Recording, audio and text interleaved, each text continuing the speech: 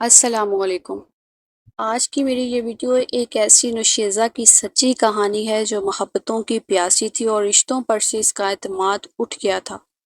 کہانی شروع ہونے سے پہلے اگر آپ میرے چینل پر نیو ہیں تو ارہا وائس کو سبسکرائب کر کے بیل نوٹیفیکیشن کو آن کر لیں تاکہ آپ کو ملتی رہیں تمام چینلز اپڈیٹ۔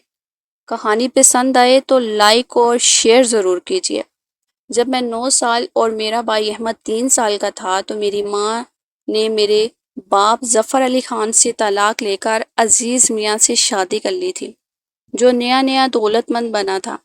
اس نے بھی اپنی بیوی کو طلاق دے کر امی سے شادی کی تھی، مگر پہلی بیوی سے اس کی کوئی اولاد نہ تھی۔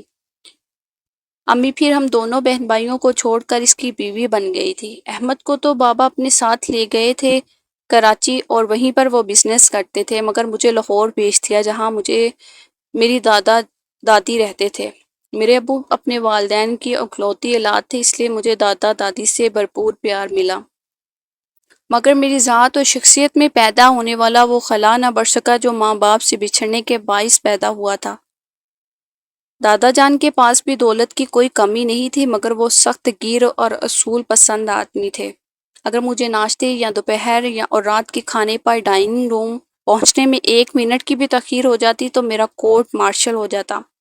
اسی طرح اگر کلاس میں سیکنڈ یا تھرڈ آ جاتی تو 2 ٹیوٹر لگا دیے جاتے۔ جب تک میں جونیئر کلاس میں رہی مجھے چوڑیاں بندی پہننے کی اجازت نہیں تھی اور نہ کوئی چھوٹا موٹا زیور۔ البتہ دادی اپنی سیف کھول کر خوبصورت زیورات دکھاتی اور کہتی کمل بیٹا یہ سب کچھ تیرا ہے، مگر ابھی نہیں۔ ہر عید پر ابو اور احمد ملنے آ جاتے تو مجھے عجیب سی وحشت ہونے لگتی، نہ جانے کیوں۔ البتہ احمد پر مجھے پیار آتا اور احمد 1 ہفتہ ہمارے ساتھ گزارنے کے بعد وہ کراچی واپس چلے جاتے تو زندگی پھر سے وہی پرانی دیگر پر آ جاتی۔ اسکول سے واپس آتی تو 1:45 بجے تیار ہو کر کھانے کی اس خوفناک میز پر پہنچ جاتی جہاں صرف چھرے کانٹوں اور چمچوں کی آوازیں سنائی دیتی تھیں، کیونکہ دادا جان کو کھانے کی میز پر باتیں کرنا سخت ناپسند تھا۔ ہمارے ہاں بیشتر انگریزی قسم کے کھانے بنتے تھے، جبکہ دال چاول مجھے بہت معروف تھے، لیکن دادی جان مجھے غریبوں کا یہ کھانا کبھی نہیں کھانے دیتی تھی۔ کہتی تھی چاول کھانے سے موٹی ہو جاؤ گی اور بھلا دال بھی کوئی کھانے کی چیز ہے۔ جب میں ہائی اسکول میں آئی تو جوان ہو چکی تھی۔ اسکول میں ایک لڑکی لبنہ کی سوا کوئی اور دوست نہ بن سکی، وہ میری طبیعت سے اچھی طرح واقف تھی۔ وہ میرے گھر آ سکتی تھی مگر مجھے اس کے گھر جانے کی اجازت نہ تھی۔ میں نے دادی سے احتجاج کیا تو انہوں نے کہا کہ تم اپنے دادا جان کی طبیعت سے اچھی طرح واقف ہو، تمہاری ماں کی حرکتوں کے باعث یہ پابندیاں لگائی ہیں انہوں نے۔ مجھے بہت افسوس تھا مگر میں کچھ نہیں کہہ سکی۔ جو کچھ میری ماں نے ہمارے ساتھ کیا وہ کوئی ڈکی چھپی بات نہیں تھی۔ بعد میں پتہ چلا کہ عزیز میاں ابو کے دوستوں میں سے تھے اور امی نے باقاعدہ عشق کر کے ان سے شادی کی تھی۔ بعض اوقات والدین کے کیے کی سزا اولاد کو بھگتنا پڑتی ہے، اس لیے میرے نزدیک ہر رشتے کی ویلیو ختم ہو چکی تھی۔ میں مزید اس ٹائم ٹیبل سے باہر نکلنے کا مجھے ایک راستہ ملا۔ جب مجھے سینئر کیمبرج کے میرے امتحان ختم ہوئے تو مجھے ابو نے کراچی بلا لیا، تو میں بے حد خوش تھی کہ دادا جان کی بے تحاشا نصیحتوں اور اپنا سوٹ کیس سمیت جس دن میں کراچی پہنچی تو یہ دیکھ کر مجھے افسوس ہوا نہ تعجب کہ ابو مجھے لینے ایئرپورٹ پر موجود نہیں تھے۔ احمد اور ڈرائیور مجھے لینے آئے تھے۔ میں اپنے بھائی سے مل کر بہت خوش ہوئی۔ احمد بڑا ہو گیا تھا، 5ویں میں پڑھتا تھا، مگر اس کا قد ابو پر گیا تھا، مجھ سے کچھ ہی چھوٹا تھا۔ اس نے بتایا ابو کے کچھ مہمان باہر سے آئے ہیں، وہ انہیں لے کر ڈنر پر گئے ہیں۔ میں اس کی بات پر صرف مسکرائی۔ ابو کی کوٹھی ڈیفینس کے اس حصے میں تھی جہاں زیادہ تر عربوں کے محل نما گھر تھے۔ ہم لون میں بیٹھے تارے گن رہے تھے، سمندر کی جانب سے آنے والی ہوا میرے بال بکھیر رہی تھی۔ میں نے احمد سے پوچھا تم یہاں بور نہیں ہو جاتے؟ احمد کہاں وقت کہاں ملتا، وہ کیسے بھئی؟ صبح 7:45 بجے میرا اسکول لگتا ہے، 1 بجے گھر آتا ہوں، 1:30 سے 3 بجے تک پڑھتا ہوں، 3 بجے مولوی آ جاتا ہے اور 4 سے 5 بجے تک صفائش کھیلتا ہوں، اس کے بعد پھر ابو کے دفتر آ جاتا ہوں، وہاں سے ہم 7 بجے واپس آتے ہیں۔ اور 2-3 دن اسی طرح دن ختم ہو جاتا ہے۔ ابھی تم تو بڑے کام کے آدمی ہو یار۔ اور ہنس پڑی۔ ابو ابھی تک لوٹ کر نہیں آئے تھے، 11:45 کا ٹائم ہو چکا تھا اور مجھے نیند آ گئی اور میں سو گئی۔ دادا جان کے ساتھ تو صبح 8 بجے ناشتہ کرنا ضروری تھا، لیکن نہ چاہنے کے باوجود صبح 7 بجے میری آنکھ کھل گئی۔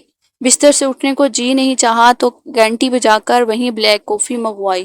پھر میں نے نہا دھو کر تیار ہو کر ناشتے کی میز پر ابو آئیں تو ابو نے مجھ سے بہت چونکا دینے والا ایک سوال کیا۔ کنول، تمہاری امی چاہتی ہیں کہ تم ان کے پاس جا کر رہنے لگو۔ جی کون؟ امی؟ ٹوسٹ پر جیم لگاتے لگاتے میرے ہاتھ رک گئے۔ جذباتی نہ بنو کنول، اب تمہیں اختیار ہے کہ تم میرے یا خالدہ کے ساتھ رہو۔ ابو، جذبات کیا ہوتے ہیں مجھے تو معلوم ہی نہیں رہا۔ ساتھ رہنے کا سوال ہے تو نہ میں ان کے ساتھ رہوں گی نہ آپ کے ساتھ، میں دادا جان کے پاس رہوں گی، وہیں رہنا چاہتی ہوں۔ ابا جان اب بوڑھے ہو گئے ہیں کنول، مگر خیر تم جب تک یہاں رہنا چاہو رہ سکتی ہو۔ جب 15 روز مزید گزر گئے تو میں بور ہو گئی، واپسی کا ارادہ کیا۔ ابو اور احمد مجھے روکتے رہے مگر میں واپس لاہور آ گئی۔ دادا دادی اداس تھے، مجھے سینے سے لگا کر رو پڑے، مگر میرے دل میں کوئی جذبات نہیں تھے، میرے دل میں کوئی خوشی، کوئی غمی، کوئی انس محبت نہیں تھی۔ کیمبرج کے بعد ای لیول میں بہت اچھے نمبروں سے پاس کر لیا تھا۔ دادی جان کی خواہش تھی کہ میں آگے نہ پڑھوں، لیکن دادا جان مجھے پڑھانا چاہتے تھے اور میں کچھ نہیں چاہتی تھی۔ چھٹیوں کے دن تھے، نومبر کا مہینہ تھا، لاہور کا موسم بہت خوبصورت تھا۔ اس دن میں نہا دھو کر اپنا حلیہ درست کر کے کھانے کے میز پر پہنچی تو چوتھی کرسی کو بھی بھرا پایا۔ میرے بیٹھ جانے کے بعد دادا جان نے تعارف کروایا، کنول یہ عمیر ہے، میرے دوست الطواف کا بیٹا، چند روز بیشتر ہی امریکہ سے لوٹا ہے۔ آداب، میں نے فقط اتنا کہا اور میز پر حسب معمول خاموشی چھا گئی، صرف کانٹے چھری کی آواز تھی۔ کھانے کے فوراً بعد دادا جان عمیر کو لے کر اپنی لائبریری چلے گئے اور دادی جان اپنے کمرے میں، اور میں یوں ہی بے مقصد لان میں والے چبوترے کی سیڑھی پر بیٹھ گئی اور خوبصورت نظارہ دیکھنے لگی۔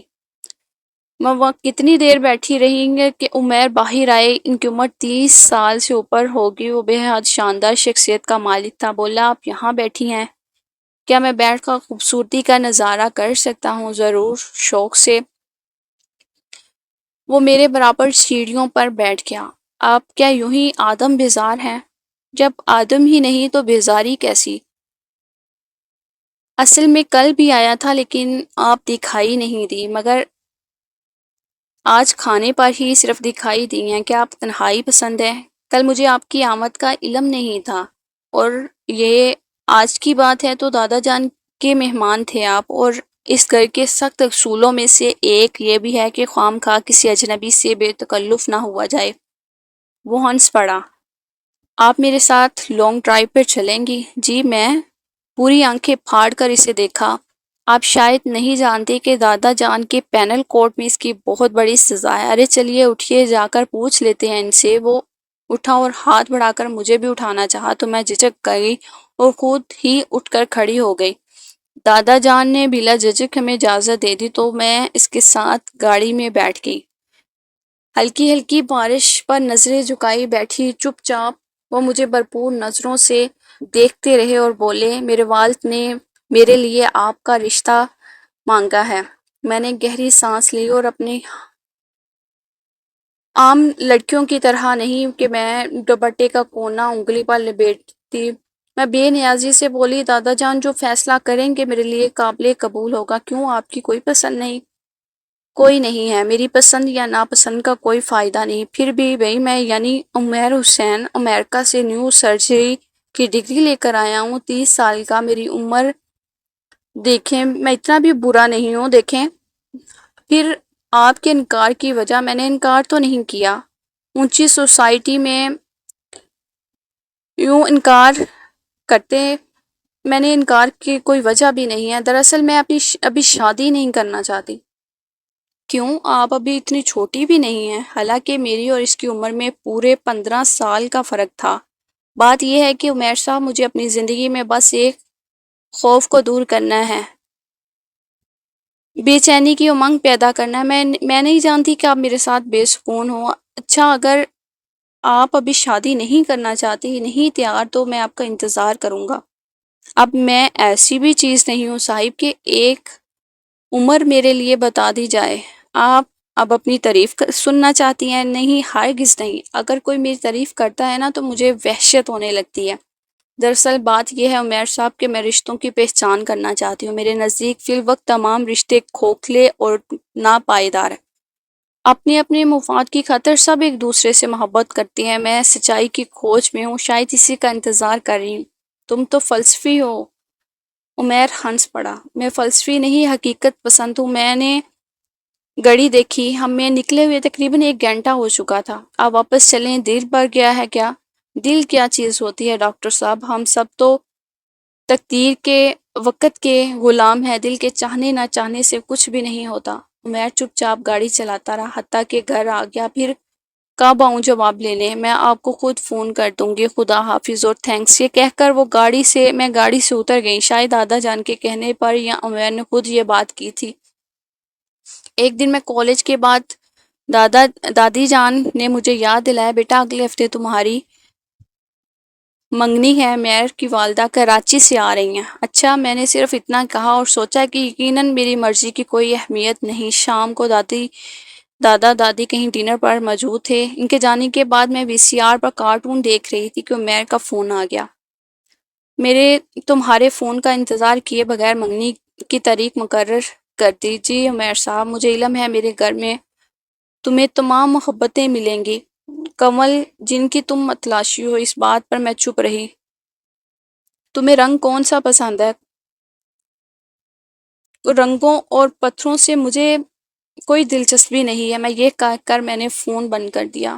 میری منگنی ہوئی، میں نے اپنی ساس کو پہلی دفعہ دیکھا۔ نہ جانے کیوں ان کا پیار مجھے دکھاوا لگا، جس سے مجھے شدید نفرت تھی۔ میری شادی پر ابو رحمت بھی کراچی سے آئے۔ بہت دھوم دھام سے میری شادی ہوئی۔ وہ تمام زیورات جو دادی جان کی سیف میں بند رہتے تھے وہ مجھے مل گئے، اور نہ جانے کیا کچھ جہیز میں بھی ملا جس سے مجھے کوئی دلچسپی نہیں تھی۔ اور میں رخصتی کے وقت نہ تو روئی اور نہ مجھے بابل کے گھر چھوڑنے کا کوئی ملال تھا۔ جب میں رخصت ہو کر عمیر کے گھر آئی تو ایک نئی دنیا، ایک نئی زندگی میرے منتظر تھی۔ عمیر مجھ سے بہت محبت کرتے تھے، اتنی کہ میں بیان نہیں کر سکتی۔ ان کی زندگی بہت مصروف تھی۔ وہ صبح کلینک جاتے، 2 بجے واپس آتے، کھانا کھا کر آرام کرتے، پھر 5 بجے اٹھ کر کلینک چلے جاتے۔ ہفتے میں 2 دن چھٹی کرتے اور ان 2 دنوں میں ہر ممکن کوشش کرتے کہ میرے پاس رہیں۔ مجھے لے کر گھومنے چلے جاتے۔ کچھ مطمئن ہو گئی تھی۔ اسی دوران میرے سسر کا انتقال ہو گیا، اور ان کے انتقال پر میرا چھوٹا دیور جاوید جو لندن میں رہتا تھا، اپنی بیوی کے ہمراہ رینا کے ہمراہ پاکستان آیا۔ ہندو مذہب سے تھا۔ چند ہی دنوں میں نے یہ بات محسوس کر لی کہ میری ساس اور رینا کے باہمی تعلقات پر واجبی سی ہیں۔ تو میری تو شروع سے یہ عادت تھی کہ کبھی کسی کے معاملے میں دخل نہیں دیتی تھی۔ یہ گھر عمیر کا تھا، جسے اپنی ساس کے آنے سے پہلے میں چلاتی تھی۔ جب وہ آئی تو میں تمام خرچ ان کے ہاتھ میں دے دیے۔ وہ مجھ سے بہت خوش رہنے لگی۔ سب آنے جانے والوں کے آگے میری تعریف کرتی، مگر میں بجائے خوش ہونے کے خوفزدہ ہو جاتی کہ کہیں یہ سراب نہ ہو۔ مجھے اپنے پاس بٹھا کر وہ رینا کی برائیاں کرتی۔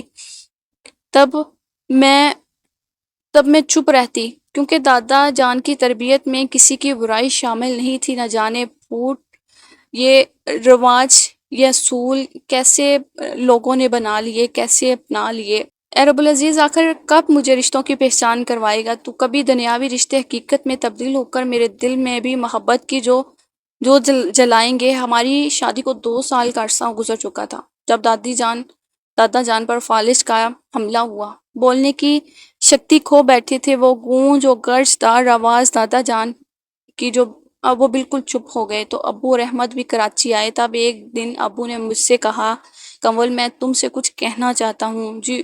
وہ کچھ نروس تھے، ان کا سر جھکا ہوا تھا۔ میں شادی کرنا چاہتا ہوں۔ اس بات نے مجھے ہلا دیا۔ حالانکہ میرے باپ نے اپنی جوانی ہمارے نام کر دی تھی، اور انہوں نے کبھی نہیں شادی کا سوچا تھا۔ انہوں نے یہ قربانی دی تھی، لیکن میں خود غرض بننا نہیں چاہتی تھی۔ مجھے پتہ تھا کہ اب عمر کی اس حصے میں جہاں ہر ایک کو کسی دوست، کسی سہارے کی، کسی ہمدرد کی ضرورت ہوتی ہے۔ کچھ لمحے سوچ کر میں نے ان سے کہا، ابو آپ نے احمد کی خاطر جو قربانی دی ہے اسے ہم دونوں تعاون کبھی فراموش نہیں کر سکتے، لیکن جب کہ احمد 15 سال کا ہو گیا ہے، کیا مزید ہم آپ کو روک نہیں سکتے؟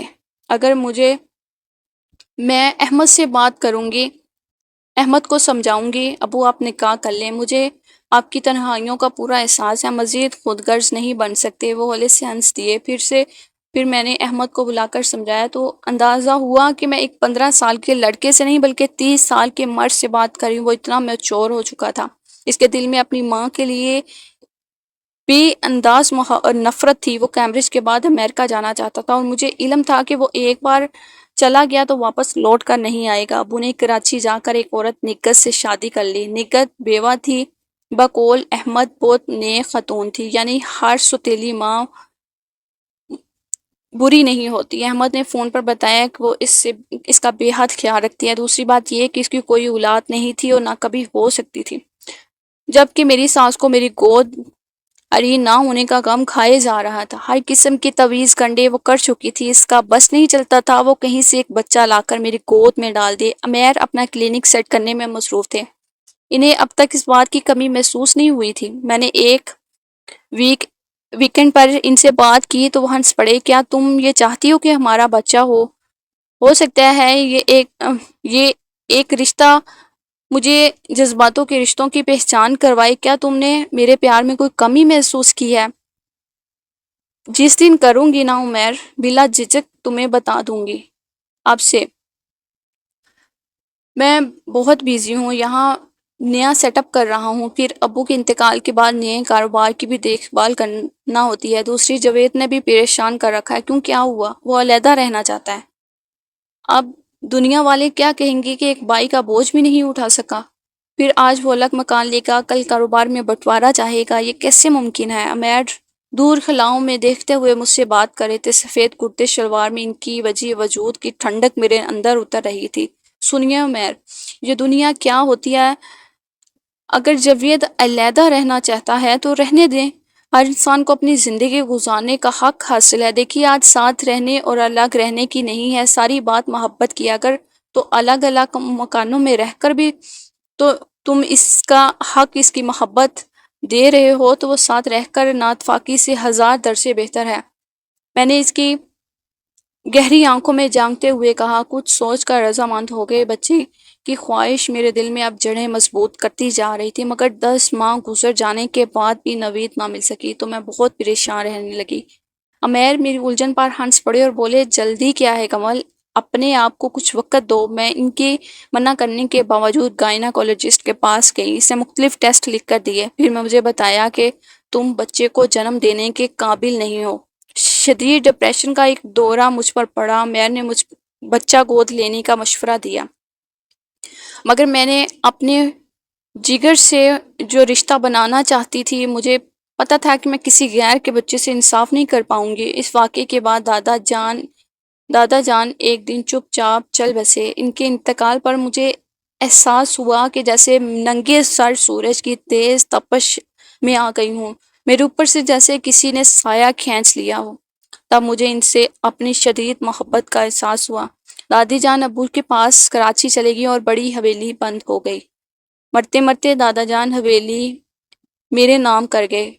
میں نے اس میں ایک سکول کھول لیا اور چھوٹے چھوٹے معصوم بچوں کو تعلیم دے کر اپنی ممتا کی پیاس بجھاتی رہی۔ یہ جان کر مجھے بڑی حیرت ہوئی کہ کئی ماؤں نے اپنے چھوٹے چھوٹے معصوم بچوں کو صرف پیچھا چھڑانے کی خاطر سکول میں ڈالا ہوا ہے۔ کئی دفعہ بچے بخار میں تپ رہے ہوتے ہیں مگر ماؤں کو اس کا علم نہیں ہوتا۔ کئی دفعہ وہ بخار میں تپتے ہوئے بچوں کو آیا یا ڈرائیور کے ہمراہ سکول بھیج دیتے تھے۔ اگر یہ نعمت اتنی سستی تھی تو پھر میں کیوں تڑپ رہی تھی، کیوں بے چین تھی؟ بچے کے لیے ہم اللہ تعالیٰ کی نعمتوں کا شکر ادا نہیں کرتے، جب وہ انہیں نہیں دیتا تو گیلا کرتے ہیں۔ عورت اور مرد کی شادی شدہ زندگی کا انحصار ان کی محبت، دوستی، وفا، شاعری اور باہمی ضروریات کی تکمیل پر ہوتا ہے۔ مجھے ایسا محسوس ہونے لگا تھا کہ اب عمیر میں وہ گرم جوشی باقی نہیں رہی، وہ میری طرف پہلی سی توجہ نہیں دے رہے۔ رات کو جلدی سے کروٹ بدل کر سو رہے تھے، ان کا وہ والہا عشق جو تھا وہ اس میں وہ بات نہیں رہی، مگر بے خبر گہری نیند سوتے رہتے تھے۔ شادی کے 4 برسوں میں کیا اس قدر بدصورت ہو گئی تھی کہ عمیر کو مجھ میں کسی قسم کی دلکشی محسوس ہی نہیں ہوتی تھی۔ میں سر کے نیچے دونوں ہاتھ رکھ کر سوچتی رہتی، صبح عمیر جلدی چلے جاتے، بات آئی گئی ہو جاتی۔ عورت شادی کے کئی برس بعد بھی اپنے شوہر سے یہ سننے کی خواہش مند ہوتی ہے کہ وہ اس سے محبت کرتا ہے، بالکل ایک پریمی، ایک عاشق کی طرح، شوہر کی طرح نہیں۔ اور شادیاں بھی وہی کامیاب ہوتی ہیں جس میں شوہر بنی جو ہے وہ اپنی محبت کا اظہار کرتا رہتا ہے۔ اس دن میرے اسکول کی چھٹی تھی، میں نے سوچا چلو تھوڑا سا وقت اپنے آپ کو دیتے ہیں۔ میں بیوٹی پارلر چلے گی، بال کٹوائے، ہلکے ہلکے سے بم کروائے، شام کو اچھی سی ساڑی پہن کر عمیر کا انتظار کرنے لگی۔ کوئی 11:30 عمیر گھر آئے۔ میں چیئر پر بیٹھی ہوئی تھی، انہوں نے آتے ہی بستر پر گرتے ہوئے آواز دی کہ کمل اے سی آن کر دو، اے سی تیز کر دو، میں بہت تھکا ہوا ہوں، میں اب سونا چاہ رہا ہوں، تم اب کھانا کھا لو۔ میں بھی روایتی بیویوں کی طرح کبھی اپنے شوہر سے کبھی یہ نہیں پوچھا تھا کہ وہ گھر دیر سے کیوں آتے ہیں۔ میں انتظار کر رہی تھی اور میں انتظار کرتی رہی کہ وہ مجھے دیکھیں گے، میری طرف دیکھیں، مگر اپنی ٹائی کو ڈھیلی کر کے انہوں نے تھکے ہوئے ہونے کا کہہ کر سو گئے۔ میں نے کہا کہ کیا کلینک میں رش زیادہ تھا؟ جی رش زیادہ تھا، مجھے بھوک نہیں، تم کھانا کھا کر سو جاؤ۔ تو جب شوہر ہر روز یہ کہہ کر سو جائے تو سمجھ لینا چاہیے کہ اس نے پیٹ کی بھوک کے ساتھ ساتھ جسم کی بھوک بھی کہیں مٹا لی ہے۔ صبح ناشتے کی میز پر مجھے دیکھتے ہوئے میں نے کہا، ارے وہاں یہ ایئر سٹائل کی کب بنایا؟ شکر ہے عمیر آپ نے دیکھا تو صحیح، میں نے کہا اچانک کہ انہیں اپنی غلطی کا احساس ہوا۔ میز پر رکھے ہوئے میرے ہاتھ پر ہاتھ رکھتے ہوئے بولے، ارے تم تو کوئی بھولنے والی چیز ہو۔ اور ایک شکی نظروں سے میں نے اس بات پر شکی سی نظروں سے دیکھا، ان کے ہاتھ پر اپنا دوسرا ہاتھ رکھ دیا، میرے ہاتھ ان کے لمس کی گرمی سے چل رہے تھے۔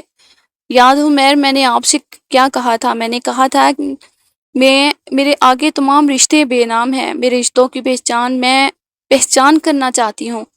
ہاں مجھے یاد ہے، مجھے اپنی زندگی کے اس آخری کھیل میں مت دینا۔ ڈونٹ وری یار، وہ نیپن سے اپنا منہ صاف کرتے ہوئے عام سے انداز میں بولے۔ تو میں اٹھ کھڑی ہوئی۔ آج رات کا کھانا میرے ساتھ کھا سکتے ہیں کیا؟ اوکے۔ وہ کچھ سوچتے ہوئے بولے اور چلے گئے۔ اسکول میں بھی میرا ذہن الجھا رہا، میں سوچتی رہی کہ ایسا ممکن ہے کہ میرا شوہر کسی اور عورت کے چکر میں ہو۔ گھر آ کر میں نے chicken roast, Russian salad, Chinese rice بنائے، فروٹ رائفل بنا کر جب کمرے میں پہنچی تو شام کے 5:30 بج چکے تھے۔ ہاتھ منہ دھو کر ابھی تیار ہو رہی تھی کہ میرے واحد دوست لبنہ آ گئی۔ اس کے 3 بچے تھے، نہ جانے کیوں لبنہ مجھے شدت سے تمہاری ضرورت تھی۔ کیوں خیریت؟ فالسے کا ٹھنڈا جوس پیتے ہوئے بولی۔ میں زندگی کی بازی ہار رہی ہوں، تمہارے پاس سب کچھ ہے کنول، پھر تم ایسا کیوں سوچتی ہو؟ میرے پاس ہمیشہ ہی سب کچھ تھا، مگر پھر بھی ماں کی شدت سے، جس طرح میں ماں سے شدت سے نفرت کی ہے، اتنی شدت سے انہیں چاہا بھی ہے۔ وہ میری شخصیت کی تمام خود اعتمادی جو تھی اپنے ساتھ لے گئی ہیں۔ اس طرح میرے وجود میں بڑے بڑے سوراخ ہو گئے ہیں، وہ کبھی بن نہیں سکتے۔ ارے بھول جاؤ سب کچھ۔ لبنہ نے اپنے دونوں ہاتھ میرے شانوں پر رکھ کر میں نے بھولنے کی جانب قدم بڑھا رہی تھی لبنہ، لیکن اب لگتا ہے کہ کئی قدم پیچھے ہٹ گئی ہوں۔ کیوں؟ میں عمیر میں بہت بڑی تبدیلی محسوس کر رہی ہوں۔ لبنہ، میرے گھر کی بنیادیں ہل رہی ہیں، مجھے مشورہ دو، میں کیا کروں؟ کیا صرف تمہارا شک ہے یا میرے پاس کوئی ثبوت نہیں ہے؟ مگر مجھے یقین ہے لبنہ، شک کی دمک سے اپنے گھر کی دیواروں کو کھوکھلا نہ کرو۔ ان عورتوں میں سے نہ ہو، میں نہیں ہوں کہ ہر چیز پہ شوہر کی کھوج کرتی رہوں، لیکن میرے شادی اور یقین کے بعد یہ بات کہہ رہی ہوں، پھر بھی میں چاہتی ہوں کہ میرے اعتماد کو دھوکہ نہ دے، میں خود ہی مجھ سے سب کچھ بتا دیں۔ یہ ناممکن ہے کنول، کوئی بھی مرد اپنی بے وفائی کی داستان خود نہیں سناتا، مگر عمیر کو خود ہی سب کچھ بتانا پڑے گا۔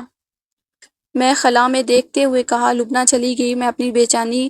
میں بے چینی سے عمیر کا انتظار کرنے لگی۔ وہ 10:30 بجے آئے، بیٹھ کے ایک انجانے سے پرفیوم کی خوشبو ان کے وجود سے آ رہی تھی۔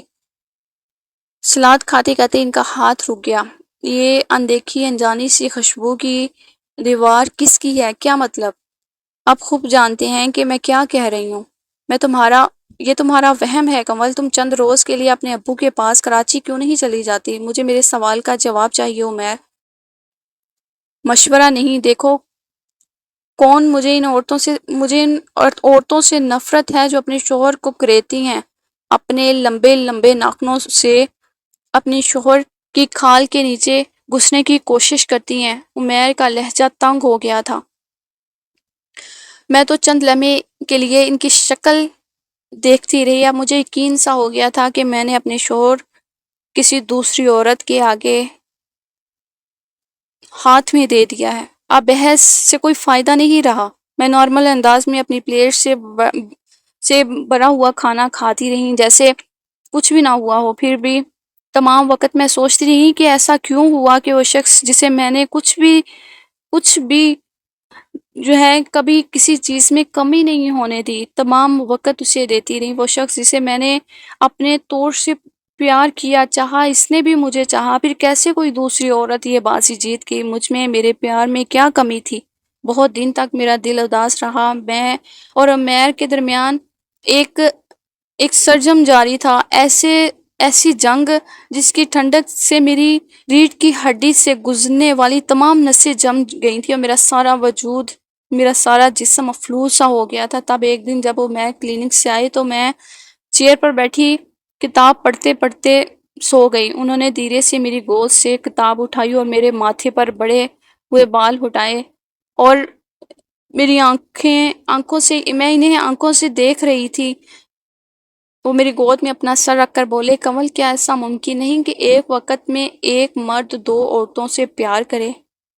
ایک اسے جسمانی راحت دے اور دوسری روحانی۔ وہ دونوں سے پیار کرتا ہے اور ان میں سے کسی کو بھی نہ چھوڑ سکتا ہو، تو میں کیا کروں؟ مجھے بتاؤ۔ مرد غلطی کر کے ایک ایسا چھوٹا بچہ بن جاتا ہے جو ٹافی نہ ملنے پر روٹھا ہو۔ اس دنیا نے ایک مرد کو یہ حق دیا ہے کہ وہ ایک وقت میں متعدد عورتوں سے عشق کرے، مگر عورت کو نہ تو معاشرہ یہ اجازت دیتا ہے اور نہ خود اس کا ضمیر۔ اگر کوئی ایسی عورت جو وہ فحاشہ کہلاتی ہے کرے ایسا، تو وہ فحاشہ کہلائے گی۔ اس رات بہت سوچ بچار کے بعد میں نے فیصلہ کیا کہ میں کسی ماہر نفسیات سے ملوں گی، اور اس کی ضرورت مجھے یوں پیش آئی کہ مجھے اپنے تن سے نفرت ہو گئی، مجھے گھن آنے لگی۔ میں رگڑ رگڑ کر نہانے کے باوجود عمیر کے خوشبو اپنے سے جدا نہ کر پائی۔ نہ جانے کیوں مجھے اپنے خال کے نیچے چھوٹے چھوٹے کیڑے رنگتے ہوئے محسوس ہوئے، تو میں ماہر نفسیات سے ملنے کا فیصلہ کر لیا، جو دادا جان کی دوستوں میں سے تھے، بہت شفیق، بڑے مہربان۔ جب میں نے انہیں سب کچھ بتایا تو انہوں نے کہا، یہ ایک فیز ہے بیٹی جو گزر جائے گا، پھر تم عمیر کے ساتھ یوں ہی رہو گی جیسے رہتی تھی۔ نہیں ڈاکٹر انکل، مجھے یہ کہتے ہوئے شرم بھی محسوس ہو رہی ہے، مگر بتانا بھی چاہ رہی ہوں۔ مجھے عمیر کے لمس سے، عمیر کی خوشبو سے گھن آتی ہے۔ جب وہ میرے قریب آتے ہیں یا لیٹتے ہیں تو مجھے اب متلی ہونے لگتی ہے۔ میں اپنے آپ پر کنٹرول کرتی ہوں پر نہیں ہو پاتا۔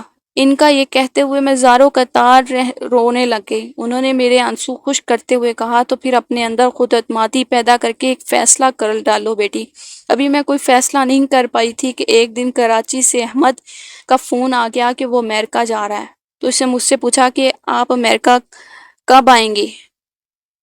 بہت جلد آؤں گی، یقین دلایا۔ میری روانگی سے پہلے آپ کراچی آ جائیں یا پھر میں لاہور آ جاتا ہوں۔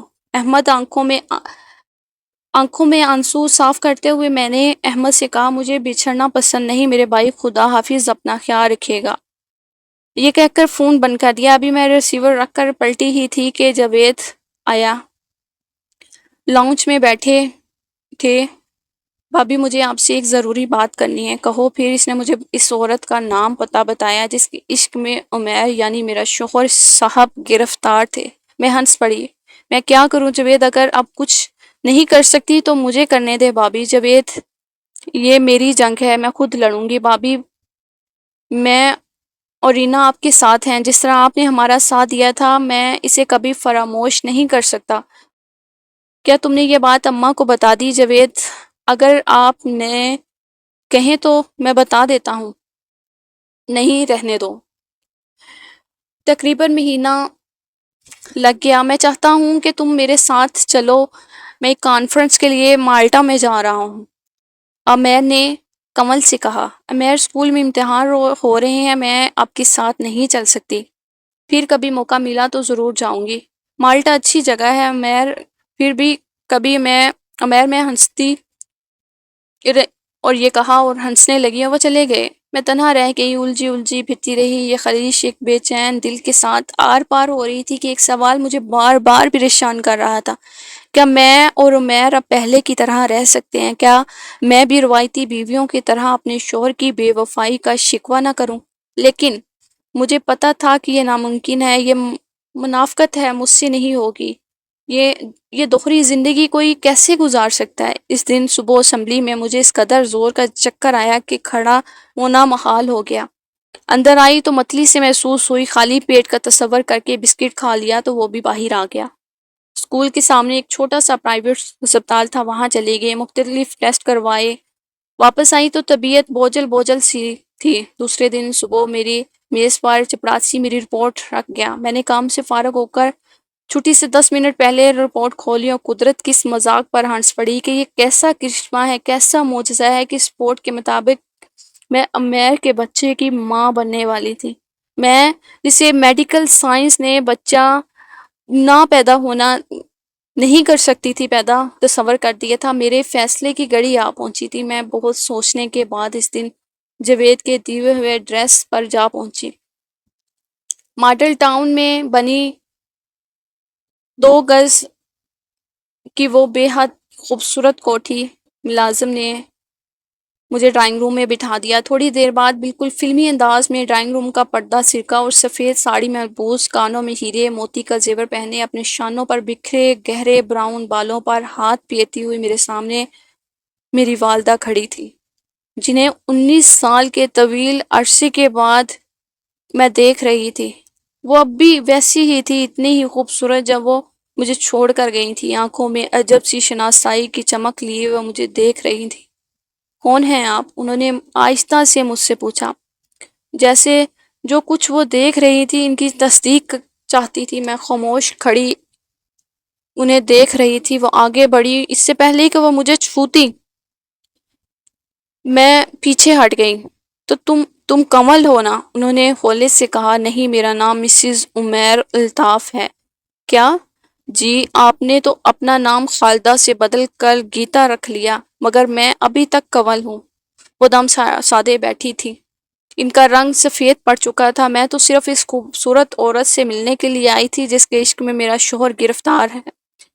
اب ہماری زندگیوں سے نکل کر دوبارہ کیوں آ گئی؟ ایک بار ہم آپ کی وجہ سے بکھر گئے، تباہ ہو گئے، پھر اب دوبارہ ہماری بربادیوں کا سامان کیوں بن گئی؟ سنو کمل، یہ جھوٹ ہے۔ کیا جھوٹ ہے؟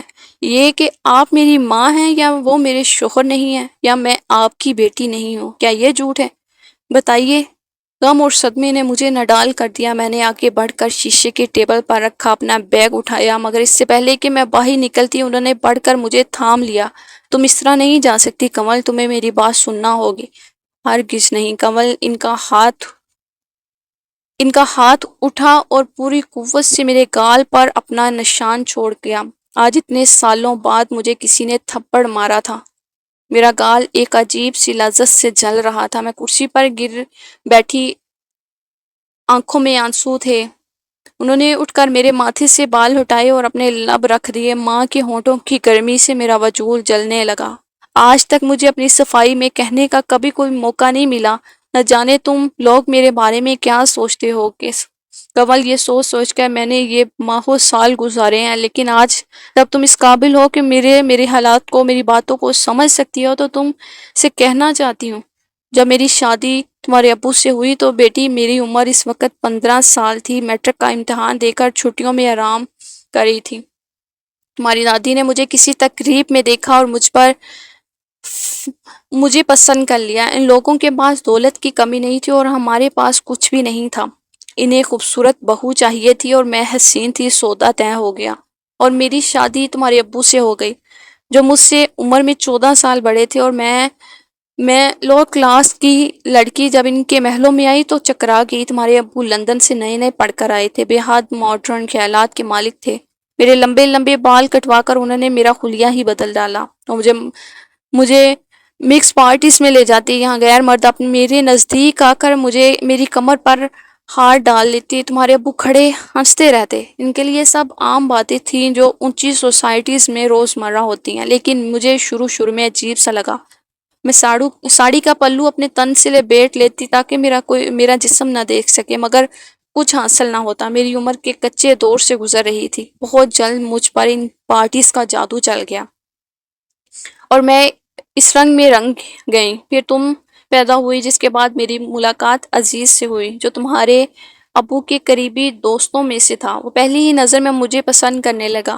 ہم دونوں ہر موضوع پر گھنٹوں بے تکلف بولتے۔ اس کی بیوی کی کوئی اولاد نہیں تھی۔ ہماری دوستی بڑھتی گئی، پھر احمد پیدا ہوا تو ظفر کے اور میرے درمیان اختلافات کی خلیج بڑھ گئی۔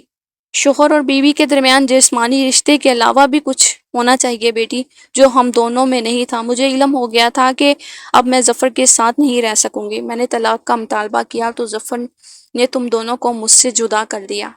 طلاق کے فوراً بعد میں شادی عزیز سے ہو گئی، جس نے اپنی بیوی کو طلاق دے دی تھی۔ تم پوچھو گی بیٹی کہ یہ گیتا کون ہے، تو گیتا میری بیٹی ہے۔ عزیز سے شادی کے 2 سال بعد ہی وہ بیوہ ہو گئی۔ اس کے شوہر کو برین ٹیومر تھا جس کا علاج امیر نے کیا۔ وہ بے حد دکھی ہے بیٹی۔ اس کے بار بار یوں بیٹی کہنے سے نہ جانے کیوں میرا خون کھول رہا تھا۔ انہیں بھلا مجھے بیٹی کہنے کا کیا حق تھا؟ انہوں نے مجھے جنم دیا تھا۔ بس ان کی بات ختم ہونے پر میں چند لمحے انہیں دیکھتی رہی۔ ان کی خوبصورت آنکھوں سے آنسو روا تھے۔ میں نے ان سے کہا کہ میری سمجھ میں نہیں آتا کہ آپ کو کیا کہہ کر مخاطب کروں۔ ماں کہنے کا حق تو آپ کب کا ختم کر چکی۔ بہرحال آپ میری ماں ہیں اور میں جذبات میں بہنے والی لڑکیوں میں سے نہیں، اس لیے میں آپ کو ماں ہی کہوں گی۔ آپ کی کہانی سن کر نہ تو مجھے اپنے باپ سے نفرت ہو سکی اور نہ ہی آپ سے ہمدردی۔ بہرحال ابو نے اپنی جوانی ہمارے نام کر دی تھی، کم از کم احمد کے نام، لیکن مجھے آپ سے کوئی شکایت نہیں ہے۔